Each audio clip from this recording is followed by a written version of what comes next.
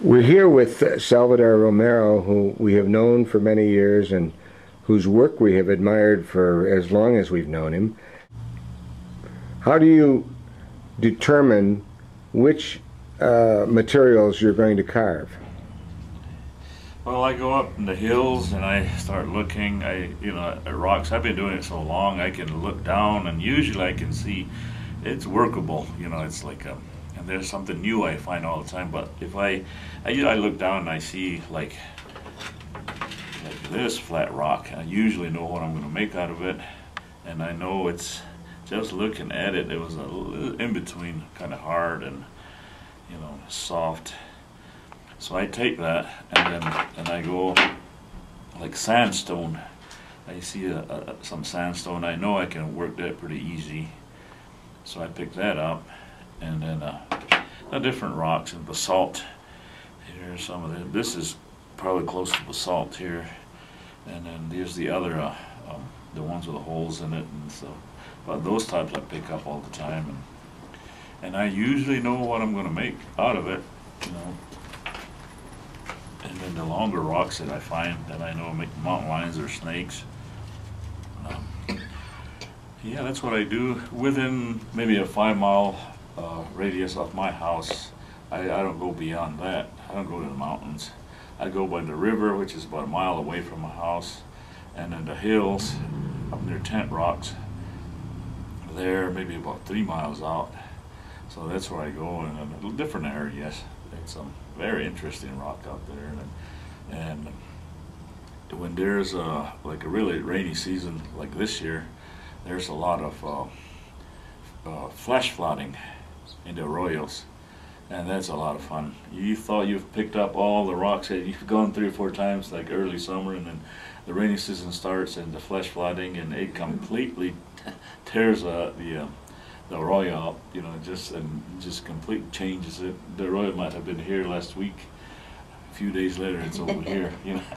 So I have fun. I just go up there, and a lot of the more colorful rock is there, and more the Tent Rock areas, and then more the grayer rocks, and then the basalt is like in the east side of the Rio Grande, where there's a lot of basalt areas, and A lot of us can walk around and see a lot of rocks and stone on the ground, but we wouldn't have any idea what they were except rocks and stones. You obviously have an affinity for what you see that tells you something about that material that makes it valuable to you.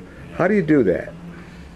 Well, I always have that in mind of the old fetishes that I seen, and I see a rock like it might be just oval, and I always see a bear in it, Oh, man, he'll be like one of those old bears, get an old arrowhead and put it on him, and I always get that excitement about, it brings back the old memories, like of what I seen, through the years here and there, the old fetishes, and I think that's why I started this.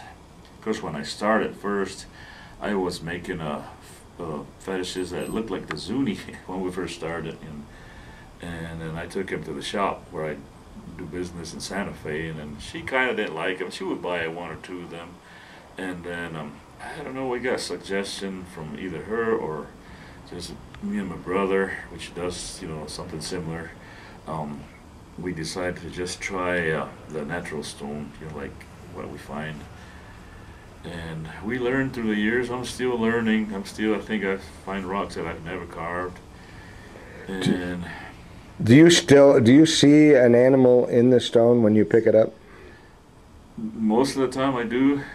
And the real interesting ones, it's very exciting to see. And I see it, and I go to the area and I find that, and usually there's 1 or 2 around it that's the same, something interesting. So I pick that up, and that's special. I put it in my bag, and then here and there I pick up rocks, oval, this and that, round, flat, and I have an idea of what I'm going to make with them. I can make this and that, but the special ones, it's always the special ones here and there that I get excited and I want to get home, and do that, and I don't care if it's hard rock or soft. I just need to make something out of it, and usually I just do very little on it, the special ones. You just put a face on it, or a beak, or maybe just an eye. Sometimes you just barely put an eye, maybe a part of a wing, and that's it. That's all you could do with some of this, the special rock. You don't need to cut into it too much. Those are the special rocks that I like to find. And a lot of this here is, I had to cut a lot into this even to make the bear, because it was just oval and then bear, but. Which one is that? Like the round bear here, and then the special rock is like the frog. It's like a type of geode, I guess. And I see, it's just there, and I just put the eyes, and so those are the special rocks. All of them are special, but the real special ones I like, like that. Now, do you ever pick up a stone and start to work on it without knowing what's in it? There's a few times I found, there might be a fossil in it, or, a little something. Do you have any favorite stones that you like to work with when you see them? I mean... Yes, I like basalt.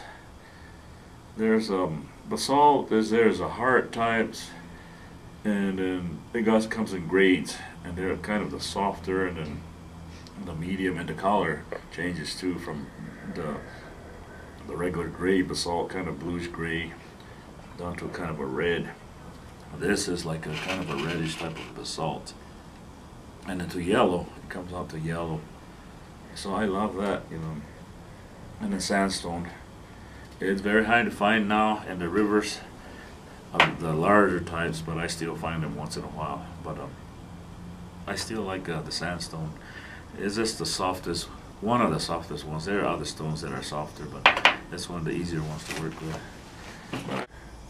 Are there any creatures that are particularly important to you that you prefer to work towards as a final product?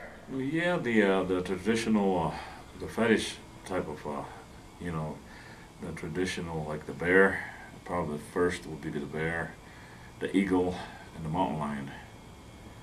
And from there it spreads out, like the badger and stuff. But the bear will be the most important, because that's in our culture, that's a very strong figure, in the mountain lion and the eagle. So those three probably are the most. If I ever start carving, it's usually a bear. I started with a bear, and then maybe a mountain lion, and then the eagle, and then from there it goes like the hawks and the badgers, which are they're all the hunters still. There are some people who are particularly fond of your snake bowls and your eagle bowls and other bowls. Tell us a little bit about those. I seen I don't know where it was, but I seen kind of a rugged looking a bowl, and it had like a snake around it. I don't think it was coiled, but it had like a snake. It was kind of ancient, and I can't remember where I saw that. And I got the idea from there. The way these are now, I kind of perfected it myself. The coil, and then the bowl in the middle. And I think the other day at one of the antique places, one of the people down here, I saw another one of those ancient looking ones sitting there. Whether it was real ancient or not, I don't know, but that's where I got the idea from, seeing one of those. And this is something more I perfected myself, the snake bowls. So. Well, thank you, Salvador. You're welcome. This is a very rewarding and enriching experience for us to hear from you, and I'm sure that the people viewing this will share that feeling, and will share our sense of gratitude that you're willing to sit down and talk to us. So thank you very much. You're welcome.